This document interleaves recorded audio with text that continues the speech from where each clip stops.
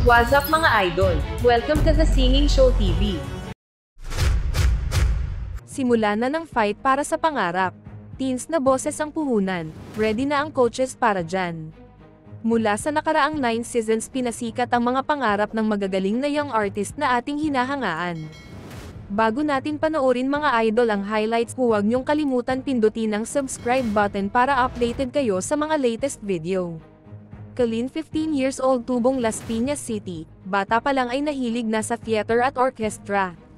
Sa tulong ng kanyang mga magulang ay sinuportahan si Nicole sa kanyang pagkanta. Panoorin natin ang highlights ng kanyang audition. Katakang mahibang ang katulad ko sa iyo. Biru-biru ang simula, ang wakas pala ay ano. Ayaw na ako, ngunit yan ay di totoo. Dahil sa iyo, puso kong ito'y pinihag mo. Hirap na ako'y ibigin, lagi habang buhay. Alala ka, maging gabi, lagi habang buhay.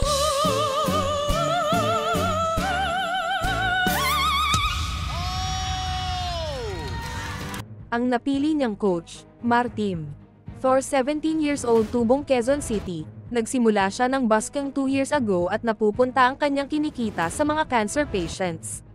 Naniniwala na ang music ay gift of God na kayang magpagaling. Panoorin natin ang highlights ng kanyang audition. Oh, changing to try and please me. You never need to know that you will always be the same old someone. Oh, I don't want clever conversation. I never.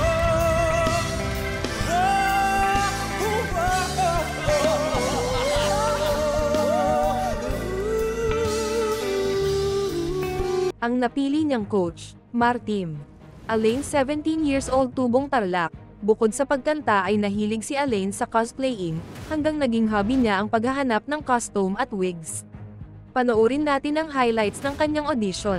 Sabi nila parang araw dati ang iyong tanging hinihiling. Ang pag-asang nahanap ko sa iyong mga mata at ang takot kung sakali mahanda ako sa walang hanggan.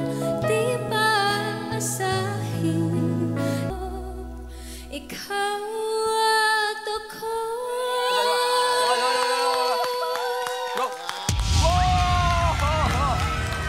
Ang napili niyang coach Camp Kawayan, Bail et tubong Antipolo. Sa kanilang magkakapatid lahat ng name nila ay nagsisimula sa letter V. Nang matanggap niya ang surprise The Voice invite ay halos naiyak silang buong pamilya. Sumali sa The Voice to tell her story and maka-inspired sa mga tao. Panoorin natin ang highlights ng kanyang audition. So if you can't find me, look to the western sky.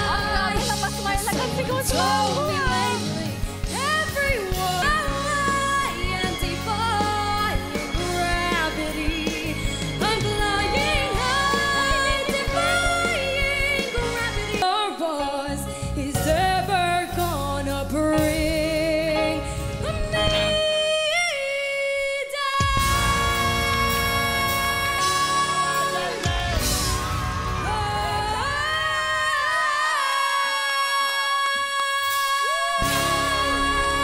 Ang napili niyang coach Camp Kawayan. Ang magwawagi ng grand prize ng kompetisyon na ito ay makakatanggap ng isang recording contract na may pinakamataas na record label, pati na rin ng isang cash prize at iba pang mga exciting opportunities. Ngunit ang pinakamahalaga, ang The Voice ay tungkol sa pagtuklas at pag-aalaga ng talento, at pagbibigay ng plataporma para sa susunod na henerasyon ng mga Pilipinong mga awit upang ipakita ang kanilang mga kakayahan at marinig. At samahan kami sa pagsuporta sa mga kamanghamanghang mga awit na ito habang inaabot nila ang kanilang mga pangarap at magbibigay inspirasyon sa ating lahat. Huwag kalimutang mag-subscribe sa aking channel para sa higit pang mga update at review sa iyong mga paboritong singing show sa TV. Salamat sa panonood at makita ka sa susunod na video.